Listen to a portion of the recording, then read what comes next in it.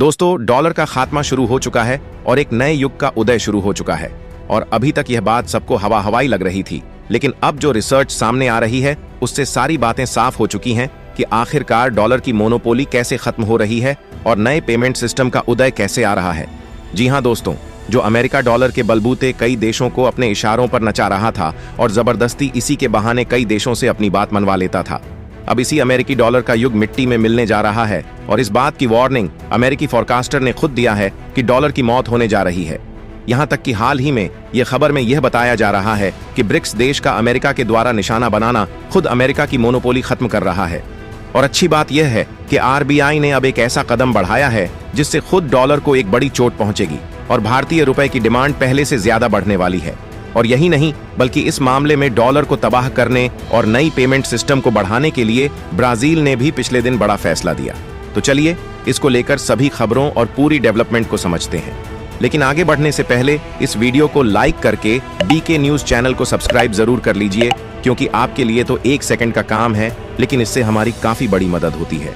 दरअसल देखा जाए तो आप लोगों ने यह बात कई बार सुनी होगी कि अब जल्द ही डॉलर का युग खत्म होने वाला है और ऑलरेडी भारत कई देशों के साथ डायरेक्ट रुपए में या फिर सामने वाले देश की लोकल करेंसी में सामान को खरीद भी रहा है और भेज भी रहा है।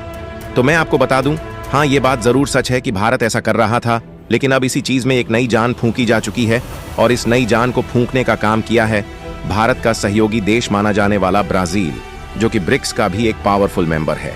और इसी पावरफुल कंट्री ब्राजील के राष्ट्रपति जो लूला हैं, उन्होंने हाल ही में कहा कि अमेरिका के साथ व्यापार तनाव के बीच ब्रिक्स को नई करेंसी का परीक्षण करना चाहिए। और इसी एक खबर ने अमेरिका के पांव चली जमीन खिसका दिया है। और अमेरिका के पांव तले जमीन खिसके भी क्यों ना, क्योंकि एक झटके में ही डॉलर फड़फड़ाने लगा है, और वह भी दुनिया में अपनी डोमिनेंस जमाने वाली डॉलर की फड़फड़ाहट ऐसी है कि वह कब मिट्टी में मिल जाए और उसकी वैल्यू अचानक कब घटने लगे, इस बात की कोई गारंटी ही नहीं है। क्योंकि शायद अब अमेरिका को इस बात की भनक लग गई है कि आखिरकार भारत, रूस, चीन और ब्राजील बाकी के ब्रिक्स देश के साथ मिलकर जो नई पेमेंट सिस्टम पर चर्चा कर रहे थे, शायद वह अब ऐसी एंट्री करने को तैयार है कि डॉलर उसके सामने एक पल भी नहीं टिक पाएगा। दोस्तों, बड़े बड़े रिसर्चर और एक्सपर्ट द्वारा जारी की गई रिपोर्ट कहती है कि डॉलर की मोनोपोली जल्द ही इतिहास बन जाएगी। जहां ब्लूमबर्ग की रिपोर्ट भी यही बात बयां करती है कि डॉलर की जो मोनोपोली है, यानी उनका जो दबदबा है, वह जल्द ही इतिहास बन जाएगा। और आपको यकीन ना हो तो इसी जुलाई 2025 में जेपी मॉर्गन द्वारा जारी की गई इस रिपोर्ट को देख लीजिए, जिसमें खुद जेपी मॉर्गन ने डॉलर की डोमिनेंस और डीडॉलराइजेशन पर सवाल खड़ी कर रही है। अब आप कहेंगे कि जेपी मॉर्गन कौन सी बड़ी चीज है और हम उनकी बातें क्यों माने, तो इसके लिए हम आपको बता दें कि जेपी मॉर्गन चेस एक अमेरिकी मल्टीनेशनल फाइनेंशियल निगम है, जिसका मुख्यालय यानी हेडक्वार्टर न्यूयॉर्क शहर में है। और तो और यह खुद संयुक्त राज्य अमेरिका का सबसे बड़ा बैंक है और 2024 तक बाजार पूंजीकरण के हिसाब से दुनिया का सबसे बड़ा बैंक है। यानी कि जो खुद अमेरिका की मल्टीनेशनल कंपनी है और दुनिया की सबसे बड़ी बैंकों में से सबसे ऊपर है।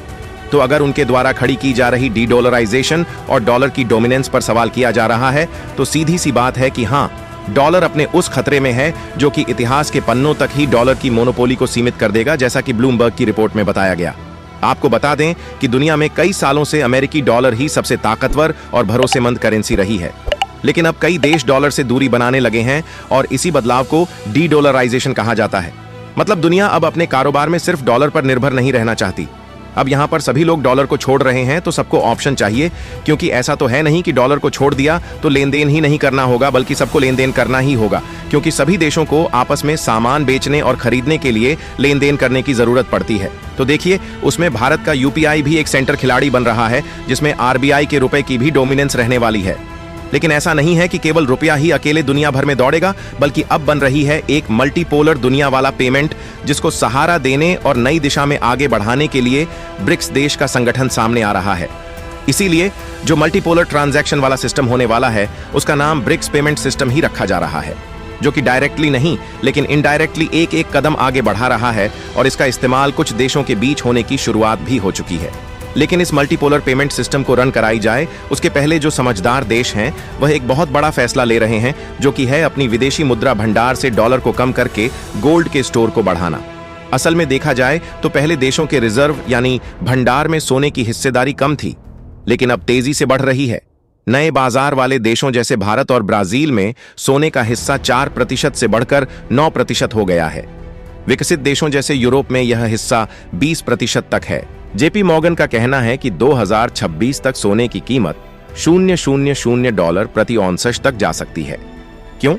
क्योंकि सोने को सुरक्षित और भरोसेमंद माना जाता है, खासकर जब डॉलर पर भरोसा घट रहा हो। और इन्हीं सब राजनीतिक कदम को देखते हुए हाल ही में भारत की आरबीआई ने अपने रुपए को स्टेबल करने के लिए लगभग $5 अरब अपनी तिजोरी से निकाला और उसे भेज दिया, जिससे डॉलर का फ्लो बढ़ने से एक बार फिर से रुपए को ताकत मिली। और जो रुपया हाल ही में अपनी ताकत खो रहा था, अमेरिकी टैरिफ फैसलों के कारण पिछले दिनों ही यह अमेरिकी डॉलर के मुकाबले रुपया 27 पैसे की बढ़त के साथ 87.44 पर बंद हुआ। फिलहाल आप लोगों की नजर भले ही इस बात पर ना जा रही हो, लेकिन ब्रिक्स देशों का पेमेंट सिस्टम धीरे धीरे इनडायरेक्ट रूप से रन कर रहा है, जो जल्द ही मल्टीपोलर वाले सिस्टम में कन्वर्ट हो जाएगा, क्योंकि अब तेल और सामान की डील अब डॉलर में नहीं हो रही है। रूस अपने तेल के पैसे अब रूबल या दूसरी मुद्राओं में ले रहा है। भारत की कुछ कंपनियां रूस से कोयला खरीदने के लिए चाइनीज युवान में भुगतान कर रही हैं। बांग्लादेश भी रूस से बिजली के लिए युवान में पेमेंट कर रहा है। इसका मतलब दुनिया का कारोबार धीरे धीरे डॉलर से हटकर लोकल मुद्राओं में हो रहा है, और यही लोकल मुद्राओं का ट्रांजैक्शन पेमेंट सिस्टम का रूप ले लेगा, जिसमें सभी देशों की लोकल मुद्राएं तो इस्तेमाल होगी ही, और यह पूरी तरह से ट्रांसपेरेंट रहेगा, जबकि किसी एक देश की मोनोपोली नहीं रहेगी, जैसे कि अमेरिका की स्विफ्ट पेमेंट सिस्टम और डॉलर पर होती है। आपको बता दें कि ब्रिक्स के ब्राजील, रूस, भारत, चीन और साउथ अफ्रीका अब अमेरिका और यूरोप के स्विफ्ट बैंकिंग सिस्टम पर निर्भर नहीं रहना चाहते।